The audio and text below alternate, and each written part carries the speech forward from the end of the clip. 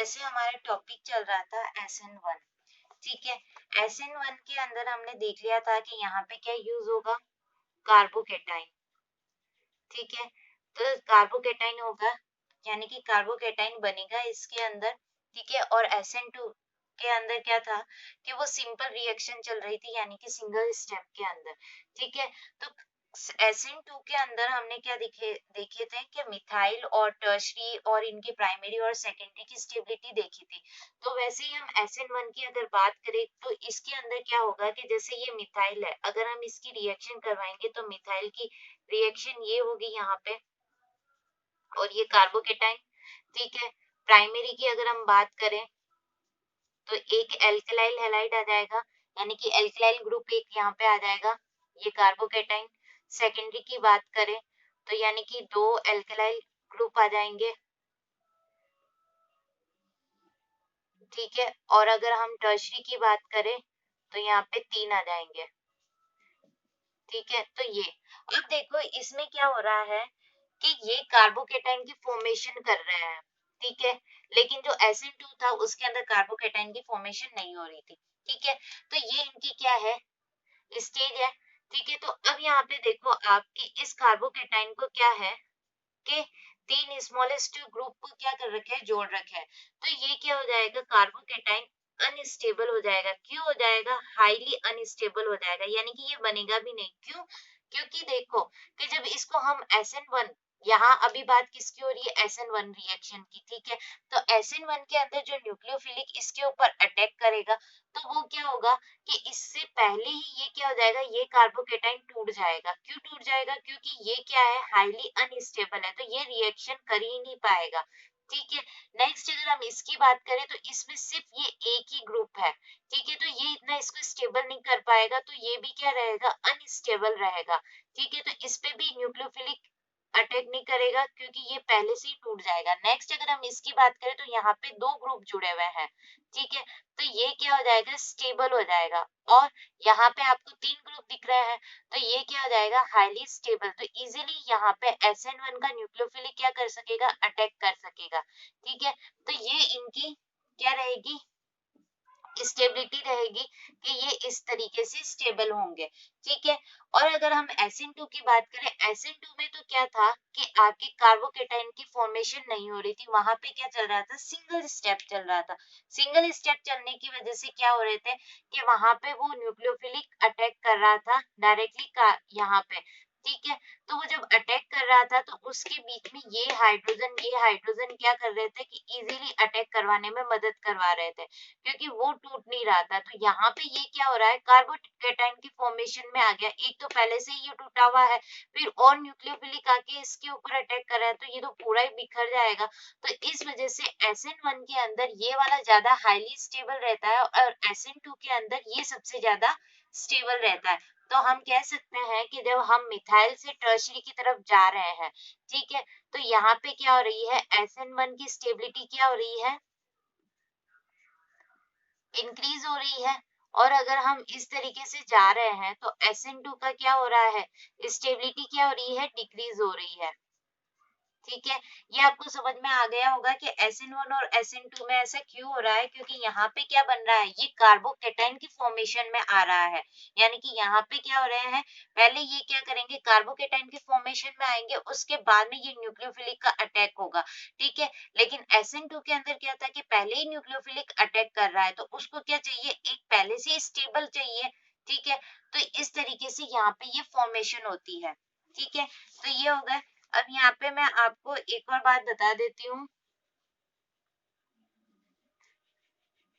कि अगर कोई ग्रुप एल्कलाइल हैलाइड किसी हैलोजन के साथ जुड़ा हुआ है तो उसमें भी सबसे ज्यादा स्टेबल, यानी कि उसमें भी सबसे ज्यादा फॉर्मेशन किसकी होगी, ठीक है। तो यहाँ पे हम देखेंगे जैसे RI, RCl, RBr,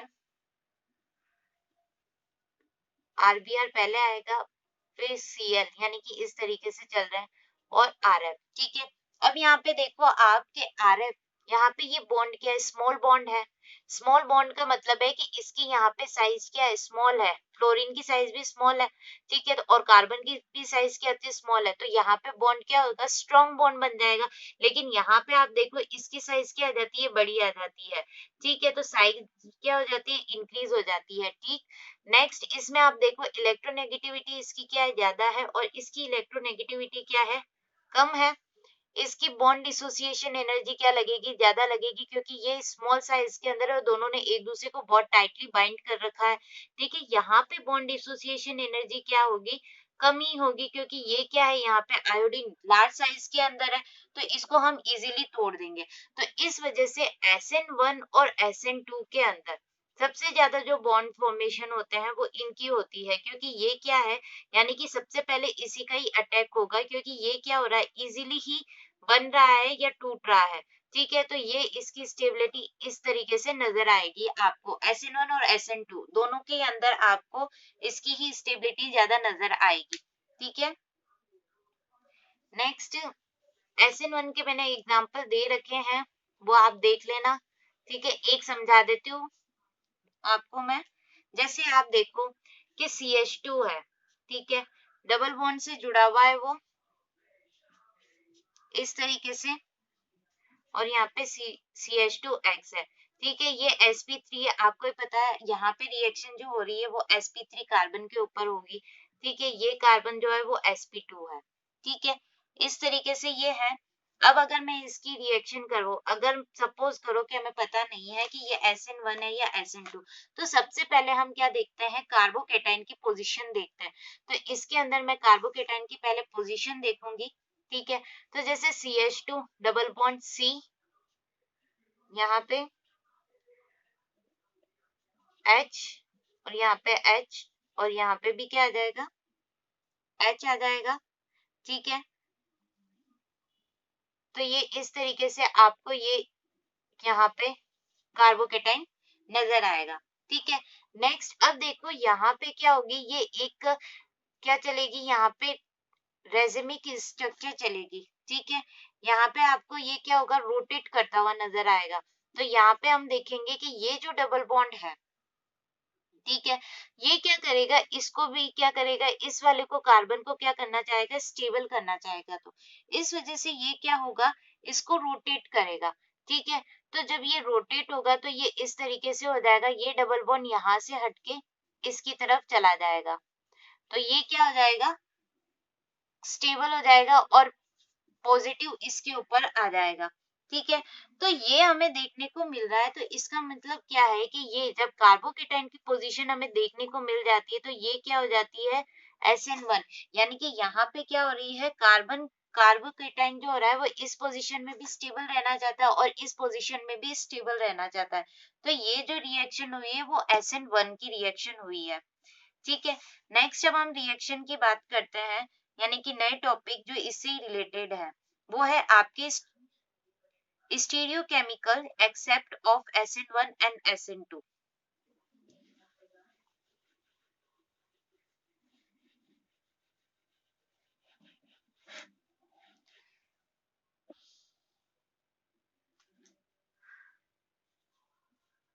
stereochemical except of SN1 and SN2, ठीक है। अभी देखो कि SN1 और SN2 की जब हम बात कर रहे थे, तो हमने क्या जाना था कि जो SN2 है उसके अंदर क्या हो रही है, इन्वर्जन रिएक्शन हो रही है, ठीक है।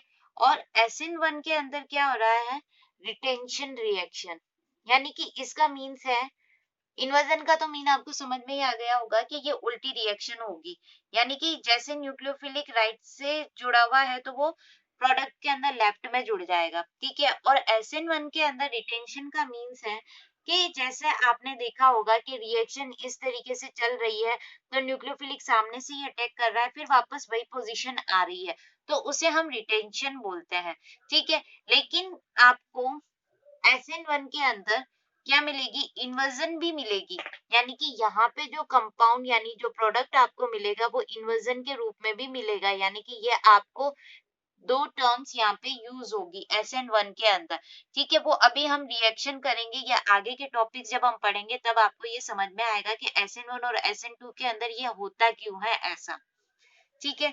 तो अब आप देखो, और इन दोनों को अगर ये दोनों साथ में देखी जाती है तो इसे बोलते हैं रेसिमाइजेशन, ठीक है।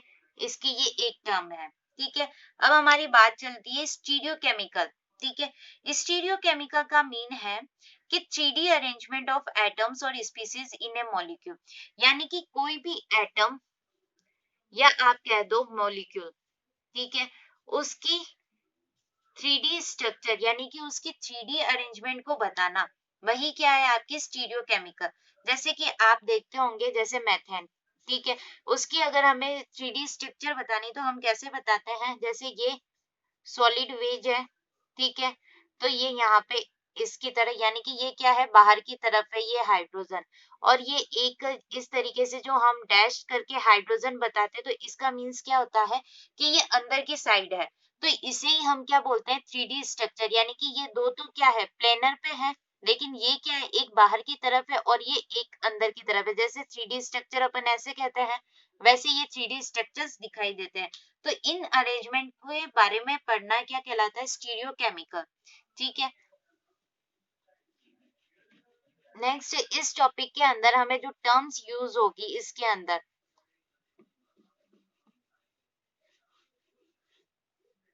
वो है ऑप्टिकल एक्टिविटी,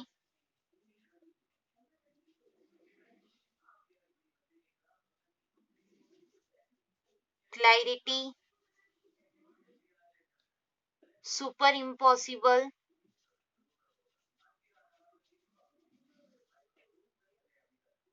रिटेंशन, इन्वर्जन,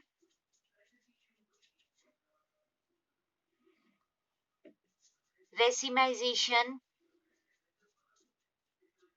तो ये आपको यहाँ पे क्या मिलेगी, ये टर्म्स अब आपके यूज होने वाली है इसके अंदर, जिससे आपको इसके अंदर समझ में आएगा कि SN1 और SN2 के अंदर ऐसा क्यों होता है।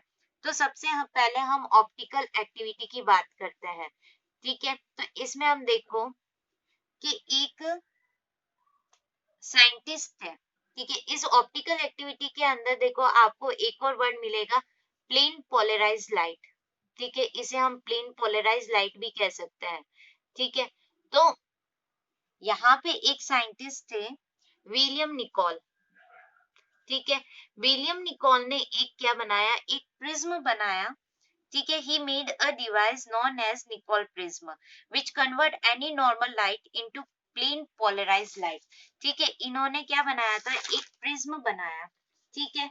वो प्रिज्म क्या करता है, किसी भी प्लेन पोलराइज लाइट को क्या करता है, डेविएट कर देता है, यानी कि उसको क्या करेगा, वो सीधी फॉर्म के अंदर लेके आ जाएगा, ठीक है। कहने का मतलब ये है कि उन्होंने एक ऐसा प्रिज्म बनाया जो क्या करता है, किसी भी नॉर्मल लाइट को, ठीक है, उसे कन्वर्ट किसके अंदर कर देंगे, वो प्लेन पोलराइज लाइट के अंदर, ठीक है। तो ये बात उन्होंने बताई, ठीक है, ये किसने बात बताई थी, विलियम निकोल ने, ठीक है। नेक्स्ट एक और टर्म यूज होती है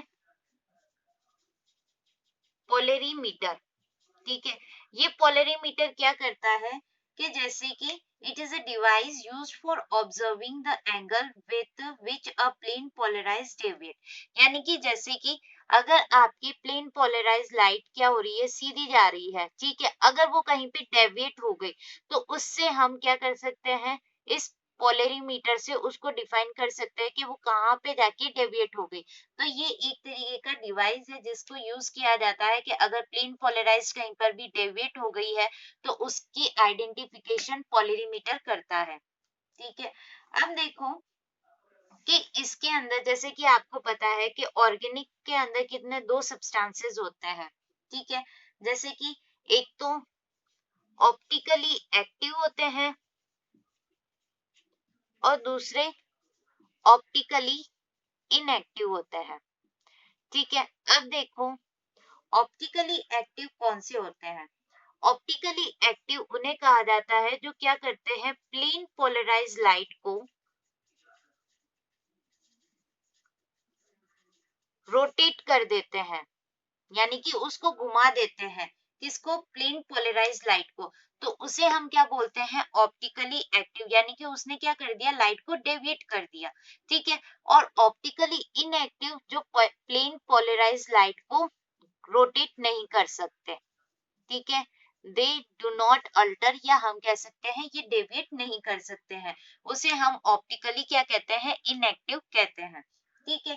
जैसे अब मैं आपको ये समझाती हूँ कि ऑप्टिकली इनएक्टिव और ऑप्टिकली एक्टिव कैसे दिखाई देते हैं।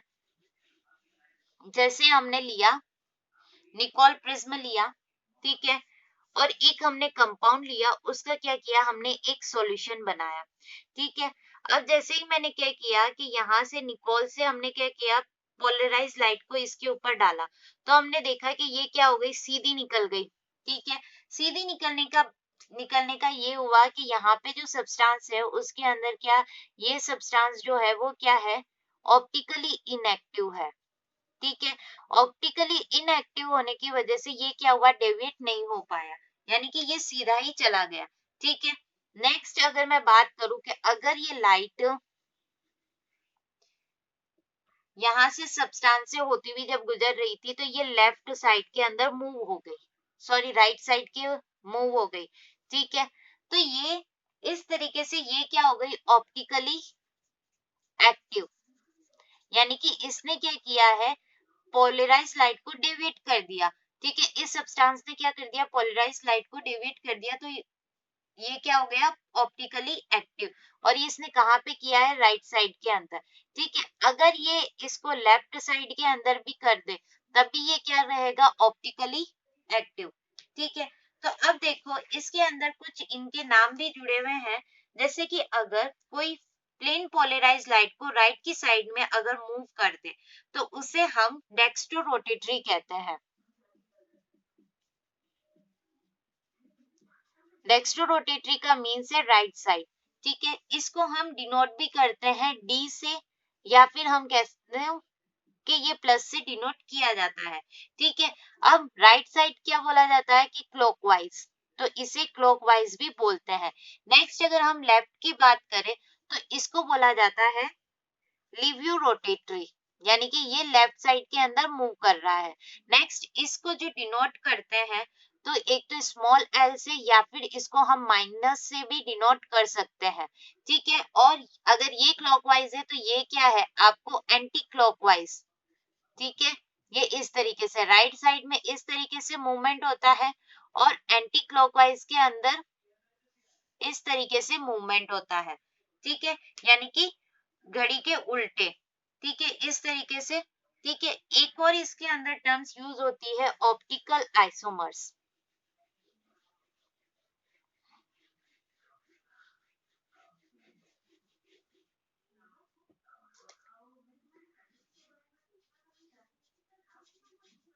ऑप्टिकल आइसोमर्स ऐसे कंपाउंड्स होते हैं जो क्या करते हैं, सेम मॉलिक्यूलर फॉर्मूला तो होता ही है इनका, मॉलिक्यूलर फॉर्मूला सेम होता है, लेकिन have different type of optical rotation, लेकिन इनके पास ऑप्टिकल रोटेशन अलग अलग नजर आते हैं, जैसे प्लस और माइनस, यानी कि ये दोनों अलग अलग तरीके के, ये आपको इस तरीके के रोटेशन नजर आएंगे इसके अंदर, यानी कि डेक्स्ट्रो रोटेटरी भी, और नेक्स्ट इसके अंदर क्या नजर आएगा, लिवियो रोटेटरी। तो इस ऐसे वाले कंपाउंड्स को हम क्या बोलते हैं, ऑप्टिकल आइसोमर्स, और इस फिनोमिना को हम क्या बोलते हैं, ऑप्टिकल आइसोमेरिज्म, ठीक है। तो इस तरीके से ये आपकी ऑप्टिकल एक्टिविटी इसके अंदर ये नजर आती है। नेक्स्ट जब हम नेक्स्ट की बात करेंगे, जैसे मॉलिक्यूलर सिमेट्री, अब देखो इसके अंदर क्या हुआ कि ये ऑप्टिकल आइसोमर्स, यानी कि ये ऑप्टिकली एक्टिविटी कैसे शो करते हैं, प्लेन पोलराइज लाइट इनसे कैसे डेविएट होती है, तो ये आगे आपके जो टॉपिक्स है, मॉलिक्यूलर सिमेट्री, क्लैरिटी, एनाइसोमर्स, इनके अंदर हमें ये पता चलेगा इनकी, क्योंकि इसके बाद जो साइंटिस्ट आए थे लुइस पास्चर, उन्होंने इसके बारे में पूरा डिफाइन किया था। तो नेक्स्ट हम इसके नेक्स्ट क्लास के अंदर पढ़ेंगे, ठीक है। तो ये आपके टॉपिक हो गया ऑप्टिकल एक्टिविटी।